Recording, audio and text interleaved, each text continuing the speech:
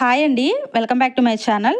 ఈరోజు వీడియోలో చెప్పగానే నోట్లో నీళ్లు ఊరే మామిడికాయ మటన్ కర్రీని చేసి చూపించబోతున్నాను. ఇది రోటీస్లో కానీ చపాతీల్లో కానీ చాలా బాగుంటుంది. ఇది రెగ్యులర్గా చేసే మటన్ కర్రీ కన్నా చాలా డిఫరెంట్ అండ్ టేస్ట్గా ఉంటుంది. ఇటు తిరిగి సమ్మర్ కూడా స్టార్ట్ అయిపోయింది కదండి. ఎక్కడ చూసినా సరే మామిడికాయలు కనిపిస్తూనే ఉంటున్నాయి.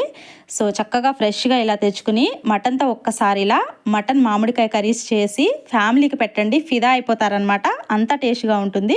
సో లేట్ చేయకుండా ప్రాసెస్లోకి అయితే వెళ్ళిపోదాము.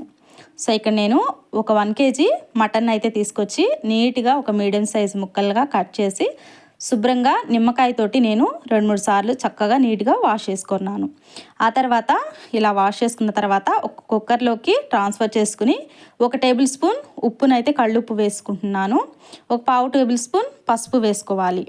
ఆ తర్వాత ఒక 1/2 టేబుల్ స్పూన్ అల్లం వెల్లుల్లి పేస్ట్ కూడా వేసుకోవాలి. ఇలా అల్లం వెల్లుల్లి పేస్టు, ఉప్పు, పసుపు చక్కగా పట్టేలాగా ఈ మటన్కి మంచిగా చేతితోటి ఈ విధంగా కలుపుకోవాలి. ఇలా చక్కగా కలుపుకున్నట్లయితే ఈ మసాలా అంతా చక్కగా మటన్కి పట్టి స్మెల్ అనేది అస్సలు ఉండదన్నమాట. చాలా టేస్ట్గా ఉంటుందన్నమాట కర్రీ మాత్రం. నేను పక్కా గ్యారంటీ ఇస్తానండి, అంత బాగుంటుంది. సో ఇందులోనికి మటన్ ఉడకటానికి 1 గ్లాస్ వాటర్ని అయితే తీసుకుంటున్నాను. సో ఇప్పుడు కుక్కర్కి మూత పెట్టుకుని విజిల్ కూడా పెట్టుకుని చక్కగా 2 విజిల్స్ వచ్చేంత వరకు ఉడికించేసుకోవాలి. ఆ తర్వాత మామిడికాయ తీసుకుని శుభ్రంగా కడిగి ఇలానే చక్కగా చిన్న ముక్కల్లాగా కట్ చేసుకోండి. అంటే చిన్న ముక్కలుగా కాదు, మరీ అంత పెద్ద ముక్కలుగా కాదు, ఇలా స్ట్రైట్గా చిన్న చిన్న ముక్కల్లాగా కట్ చేసి ఇవి కూడా పక్కన పెట్టుకున్నాను. ఈలోపు చక్కగా 2 విజిల్స్ కూడా వచ్చాయి. ఇదంతా ఆవిరిపోయిన తర్వాత మీకు ఇక్కడ చూపిస్తున్నాను. సో మటన్ కూడా చాలా స్మూత్గా ఉడికిందండి. ఒకసారి నేను దగ్గరికి చూపిస్తాను, ఒకసారి చూడండి. గరిటతో పట్టుకుని ఇలా చితిపి చూడండి. ముక్క కూడా 2 విజిల్స్ వస్తే సరిపోతుందన్నమాట. లేతగా ఉంది మాంసం కూడా. చూసారు కదా, చక్కగా మెత్తగా ఉడికింది. సో దీన్ని ఇప్పుడు తీసేసి పక్కన పెట్టుకుని ఆ తర్వాత వెడల్పుగా ఉన్న ఒక కళాయిని స్టవ్ మీద పెట్టుకుని ఇందులోనికి ఒక 1/2 కప్పు ఆయిల్ని అయితే తీసుకుంటున్నాను. ఇందులోనికి 2 బిర్యానీ ఆకులను అయితే యాడ్ చేసుకున్నాను. ఆయిల్ మంచిగా హీట్ చేసిన తర్వాత ఒక మీడియం సైజు 2 ఆనియన్స్ని అయితే తీసుకుని సన్నగా ముక్కల్లాగా కట్ చేసి దీనిలోకి వేసుకుని ఆ తర్వాత తినే స్పైసెస్ని బట్టి పచ్చిమిర్చిని కూడా యాడ్ చేసుకోవాలి.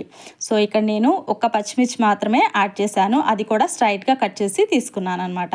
ఇది చక్కగా మంచిగా ఇలా ఫ్రై చేసేసుకోవాలి. ఇలా చక్కగా మంచిగా ఫ్రై చేసుకున్న తర్వాత ఇందులోనికి ఫ్రెష్గా తీసుకున్న 2 రెమ్మల కరివేపాకును కూడా యాడ్ చేసేసుకోవాలి. ఈ కరివేపాకు చక్కగా చిట్పట్లాడేంత వరకు ఈ ఆనియన్స్తో పాటు చక్కగా ఈ విధంగా కలిపేసేసి ఆ తర్వాత ఒక చిన్న టమాటానైతే యాడ్ చేసుకుంటున్నాను. టమాటాలు మాత్రం ఎక్కువ వేసుకోవద్దండి, ఎందుకంటే మనం మామిడికాయని యాడ్ చేస్తాం కాబట్టి ఒక చిన్న టమాటాని మాత్రమే యాడ్ చేసుకుంటున్నాను. ఇలా చక్కగా చిన్న ముక్కలాగా కట్ చేసి యాడ్ చేసుకోవాలి. ఈ టమాటా కూడా ఫ్రై చేసిన తర్వాత ఆ తర్వాత 2 టేబుల్ స్పూన్ దాకా అల్లం వెల్లుల్లి పేస్ట్ని అయితే ఇందులోకి యాడ్ చేసుకుంటున్నాను. ఇలా అల్లం వెల్లుల్లి పేస్ట్ వేసుకుని చక్కగా ఇది పచ్చివాసన పోయేంత వరకు నిదానంగా ఫ్రై చేసుకోవాలి. ఆనియన్స్, టమాటా అండ్ ఇక్కడ అల్లం వెల్లుల్లి పేస్ట్ చక్కగా ఈ విధంగా ఫ్రై అయిన తర్వాత ఉడికించుకున్న మటన్ ముక్కలను మాత్రమే యాడ్ చేస్తున్నాను. వాటర్ రాకుండా వాటర్ని సపరేట్ చేసి పెట్టేసి మటన్ పీసెస్ని మాత్రమే యాడ్ చేసుకోవాలి. ఆ తర్వాత టేస్ట్కి తగినంత ఉప్పునైతే యాడ్ చేసుకోవాలి. సో ఇదంతా ఒకసారి ఇలా కలిపేసుకుని ఒక 5 నిమిషాలు మూత పెట్టి ఉడికించుకోవాలి. ఒక 5 నిమిషాలు ఇలానే ఉడికించేసినట్లయితే చక్కగా ఈ ఆయిల్ అంతా మంచిగా మటన్కి పడుతుందన్నమాట. ఒక 5 నిమిషాల తర్వాత మూత ఓపెన్ చేసి చూసేద్దాము. సో ఇప్పుడైతే అడుగు పట్టకుండా మధ్య మధ్యలో ఒకసారి ఇలా కలుపుకుంటూ ఉండాలి. చక్కగా ఇలా కలుపుకున్న తర్వాత ఒక 1/2 టేబుల్ స్పూన్ పసుపునైతే యాడ్ చేసుకోవాలి. ఆ తర్వాత ఇందులోనికి మామిడికాయ ముక్కలను కూడా యాడ్ చేసేసుకోవాలి. చక్కగా ఇలా యాడ్ చేసి ఇదంతా ఒకసారి కలిపేసేసుకోండి. ఇలా ఉంటే సరిపోతుందండి. మామిడికాయ ముక్కలు ఇలా చక్కగా వేసేసుకున్న తర్వాత తినే పులుపుని బట్టి యాడ్ చేసుకోవచ్చు, ఎవరి ఇష్టాన్ని బట్టి వాళ్ళు యాడ్ చేసుకోవచ్చు. నేను ఇక్కడ ఒక 8 ముక్కలను అయితే యాడ్ చేశానండి. చక్కగా ఇక్కడ చూపిస్తున్న విధంగా మీడియం సైజు ముక్కల్లాగా కట్ చేసి ఇదంతా చక్కగా ఒకసారి కలిపేసి మరొక 5 నిమిషాలు మూత పెట్టి ఉడికించేస్తున్నాను. ఈ లోపైతే ఇందులో కావాల్సిన మసాలాను అయితే ప్రిపేర్ చేసుకుందాము. ఒక మిక్సీ జార్ తీసుకుని అందులోనికి 8 మిరియాలు 8 లవంగాలు కూడా యాడ్ చేసుకుంటున్నాను. ఆ తర్వాత ఇందులోనికి ఒక అర టేబుల్ స్పూన్ దాకా ఇక్కడ నేను కాజును కూడా యాడ్ చేసుకుంటున్నాను. 1 టేబుల్ స్పూన్ దాకా గసగసాలు కూడా యాడ్ చేసుకుంటున్నాను. 2 లవంగాలను కూడా యాడ్ చేసుకోవాలి. ఆ తర్వాత 2 దాల్చిన చెక్క ముక్కలను కూడా ఇలా విరిచి చక్కగా తీసుకోవాలి. ఆ తర్వాత ఇందులోనికి ఒక అర టేబుల్ స్పూన్ దాకా ధనియాలు కూడా యాడ్ చేసుకోవాలి.